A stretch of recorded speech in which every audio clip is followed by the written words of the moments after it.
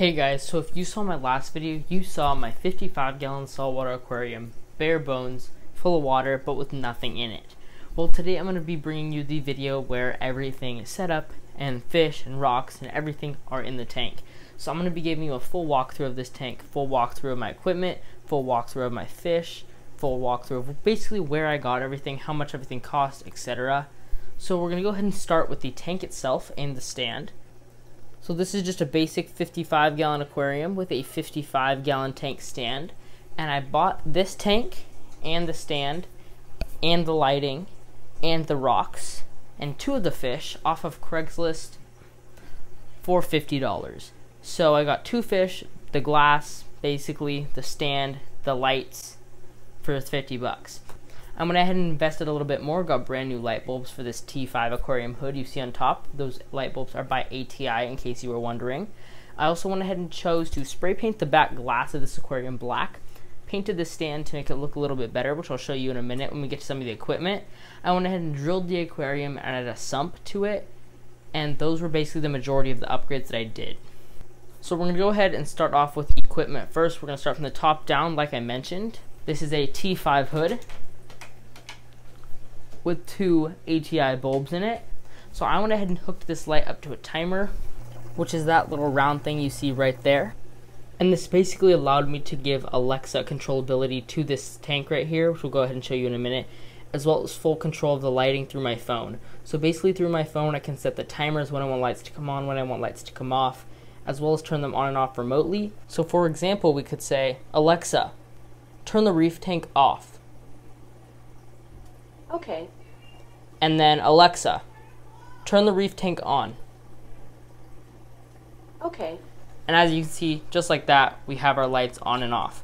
Once again, like I mentioned, it's fully programmable through the app, and that little timer thing only cost me about $10 on Amazon. I'll go ahead and leave the links down below.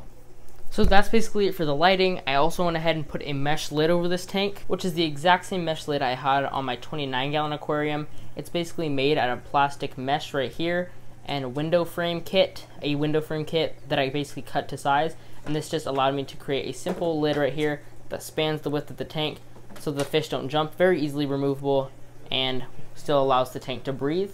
So that's it for the hood of the aquarium and the lid. Now we'll go ahead and talk about the actual tank itself. So this right here is Carib Sea sand. I believe this is called the Hawaiian Black right here.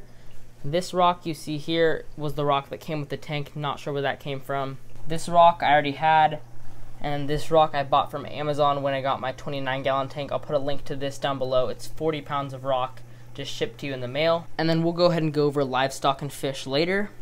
But now I'm going to go ahead and walk you through my stand. So basically we're going to first open this first door on the right. And as you can see, we have this weird foam right here, as well as this little piece of paper. I'll talk about the paper in a second.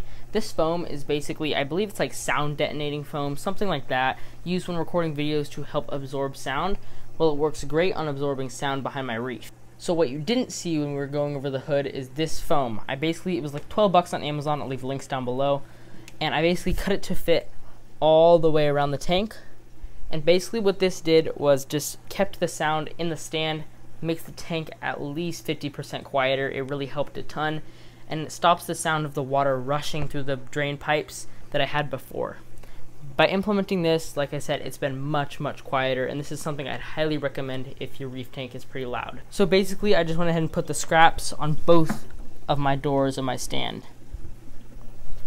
This piece of paper right here is basically my schedule. This is what I feed every day, and this is the maintenance I kind of do every day. Testing the water isn't on here because I do that pretty frequently, but that varies when I do it. This is just basic maintenance like scrubbing algae, changing filter socks, water changes, stuff like that, and then these are all the foods I feed by each day. So next we're going to go ahead and look at my chamber 1.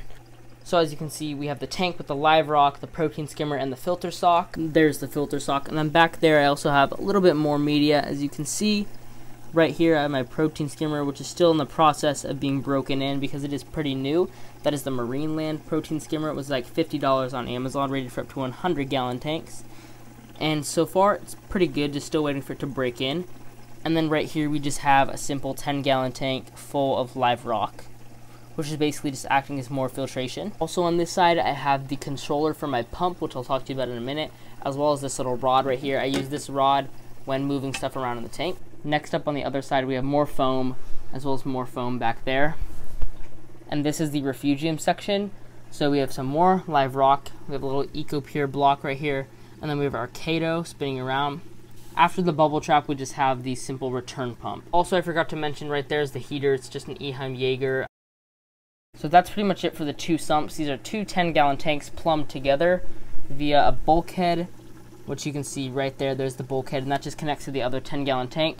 I would show you, but the middle right here is full of filter socks, which if you want me to do a video on how I clean my filter socks, so far I haven't had to do it yet, but basically, if you saw my little thing, every 3 days I change out my filter sock, and then once all 8 are dirty, just throw them in the washing machine. Then right here, I have my little veggie clip. This is what I feed the seaweed with for the tang and the fox face. Here's some other various fish foods, some marine crisps, as well as some pellets, and there's some RODI spray back there I used to clean the glass. Stuff for drip acclimating. And then back here we just have some other stuff, some stuff to dose the tank with, some coral food, and then some coral dip as well. Just miscellaneous supplies that just sit back here in these little baskets. And then obviously that right there is my return hose. I'll show you the return and drain in just a sec. But before we do that, I'm going to tell you about my pump. This is a Jaybo. I believe it's the DCP 3000. I believe it does like 800 something gallons per hour. I have it at like 50% right now because I'm having some issues with my return. I'll tell you about that in a second as well.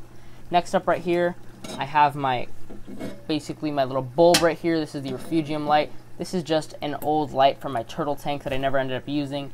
And the light bulb in it is from Home Depot. It's by Fiat Electric, and it is just a simple grow light. And as you can see, the Kato so far seems okay. We do have some little white pieces, which I'm not super happy about, but I'm hoping it will just go ahead and fix itself. By the way, here's that return pipe. I'm having some issues with this, making the current way too strong because it's a little direct flow. So basically what I'm doing is ordering a different little nozzle that goes on there, a fan nozzle, to kind of widen the flow a little bit more. So now we can go ahead and start with the fish and coral. I'm going to go ahead and turn off the blue strip light, the blue light bulb, just so we can have a better view of the fish, kind of take some blues out of your vision. There, that should look a little bit easier to see in the meantime. So we're going to go ahead and start off with coral and inverts, and then we'll move into fish last. So for inverts, I basically have a little cleanup crew of a whole bunch of snails, some hermit crabs, and then I believe back around there is the cleaner shrimp, which is also in here.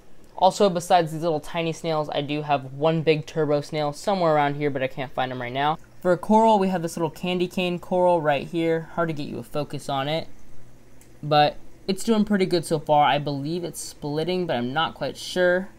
Next in the back, we have this little rock that has some mushrooms on it. So this coral right here, this little rock with mushrooms on it, this was $10. The other one I showed you earlier was free. Next is this one right here. This one was also free. This is, I believe, a frog spawn coral. Next up, we have some green star polyps, also free. Here we have some zoanthids. These were $25 from my local fish store. More green star polyps, those are also free. Some more zoanthids, these were $10. And then this little coral, which I don't really remember what it was called, but this guy was also $10. And now we can go ahead and go over our fish. First off, we obviously have the two clownfish. One of them I bought from my local fish store. The other one I got for free with all those coral, which, by the way, all that came from basically a neglected tank off Craigslist. The guy just was giving the livestock away. Same with this blue damsel. That guy was also free when he was giving livestock away. Next, we have these two yellow damsels, the yellow and blue damsels. Not sure where the other one is right now, but I do have two of them, and those I did get for free when I bought the 50-gallon tank. So basically, those were kind of, I guess, worked into the cost of the tank. And there's that big turbo snail down there, by the way. And earlier you might have seen the red firefish. That guy was $10. Not sure where he is right now, though. He does like to hide sometimes and is a little bit skittish at times. So I think he's just hiding right now. I just saw him earlier. Not sure where he went. And now on to my two favorite fish of the tank. We have my sailfin tang. Got this guy from Petco for $20. He seems to be pooping some algae right now. Sometimes when the Kato accidentally gets into the return pump, it goes ahead and gets sucked in and blown into the tank. And because tangs are algae eaters, or herbivores basically, they really like to eat that stuff. However, Kato isn't very nutritious, and it just kind of goes right through the fish. So that's why sometimes you can see him pooping out little strings of Kato basically. So that's what that's from. It's not parasites or anything. Do not worry about that. However, I try my best to keep Kato out of the display tank because it's not really good for them. Anyway, like I said, 20 bucks at Petco. He is definitely going to outgrow this tank, but for the meantime, this tank should be good for him. By the way, that is my return, creating a siphon right there. It's basically sucking in a little tornado of bubbles. That's super annoying. That's basically one of the reasons why I'm getting a new return. Sorry about the bubbles for now. But the last fish is this fox face rabbit fish right here. This guy, also one of my favorite fish. He was $30, and he is basically just like the tang almost, except a little bit more venomous. Their spines are venomous, so don't hold these fish. And he also really loves the seaweed just like the tang. And that is pretty much it for this tank. He also will get a little bit big, so this probably won't be his forever home either. These two fish are probably the most temporary fish here. These guys will probably be the main reason I upgrade. However, I will not be upgrading anytime soon because I just finished this entire reef tank, which I'm very, very proud of. It was extremely difficult to get all the plumbing done, but it's done. And that is pretty much it for this video. I'll try to put links for everything down in the description below. Thank you so much for watching. Goodbye.